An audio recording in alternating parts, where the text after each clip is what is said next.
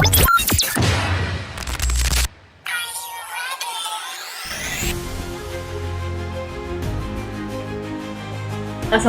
warahmatullahi wabarakatuh. Halo teman-teman semuanya, perkenalkan nama saya Rika Sabrina dengan NIM A1A322085.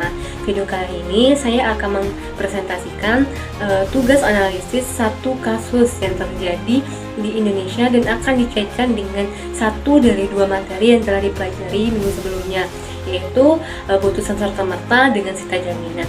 Video ini merupakan salah satu tugas individu dari mata kuliah Hukum Acara Perdata yang diampu oleh dosen Ibu Nurmala Dewi, MPT. Saksikan teman-teman. Kasus yang saya ambil adalah salah satu kasus yang terjadi di Indonesia, yang mana kasus ini adalah permohonan pengajuan yang diajukan oleh Maya Estianty kepada Ahmad Dhani. Kasus ini berkaitan terhadap sita harta bersama yang diperoleh Maya Estianty dan Ahmad Dhani selama proses pernikahan. Dua nama tersebut tidak asing lagi di telinga masyarakat, yang mana Maya Estianty merupakan sosok yang dikenal sebagai sosok musisi, pengusaha, dan selebritis, sedangkan nama Ahmad Dhani merupakan sosok yang dikenal sebagai seorang musisi dan sekaligus seorang produser musik yang menciptakan ataupun mendirikan salah satu band yang terkenal di Indonesia, yaitu band Dewa 19. Maya Estianty dan Ahmad Dhani telah melangsungkan pernikahan pada tanggal 17 November 1996. Maya Estianty dan Ahmad Dhani melangsungkan pernikahan secara agama terlebih dahulu. Setelah melangsungkan pernikahan secara agama, Maya Estianty dan Ahmad Dhani langsung meresmikan pernikahannya secara kenegaraan. Namun sayangnya pernikahan mereka hanya berlangsung selama 12 tahun saja, dikarenakan Maya Estianty mengajukan gugatan penceraian kepada Ahmad Dhani. Selama proses persidangan penceraian, Maya Estianty mengajukan lagi kembali, yaitu terkait sita marital diajukan kepada Ketua Pengadilan Agama Jakarta Selatan, dan permohonan pengajuan yang dilakukan Maya Estianty mengenai tentang sita marital disetujui oleh Ketua Pengadilan Agama Jakarta Selatan, dan permohonan pengajuan tersebut diberitahukan kepada pihak suami, yaitu Ahmad Dhani. Hal ini disesuaikan dengan pasal 820 RV yang menjelaskan bahwasanya untuk mengajukan permohonan terhadap harta bersama yang diperoleh pihak laki-laki ataupun suami dan istri selama proses pernikahan harus diberitahukan ataupun mendapatkan perizinan oleh ketua pengadilan. Dan dalam kasus ini juga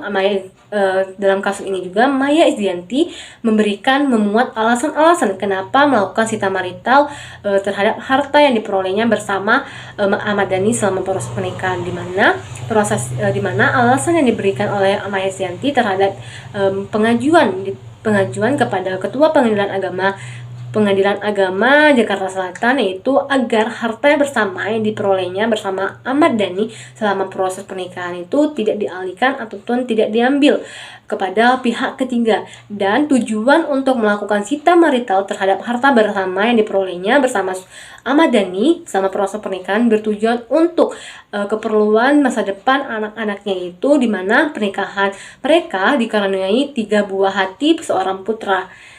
Berdasarkan dari analisis saya, bahwasanya dari kasus ini yang mana Maya Estianty mengajukan permohonan kepada ketua pengadilan, kemudian memuat beberapa alasan yang sesuai kenapa melakukan sita marital.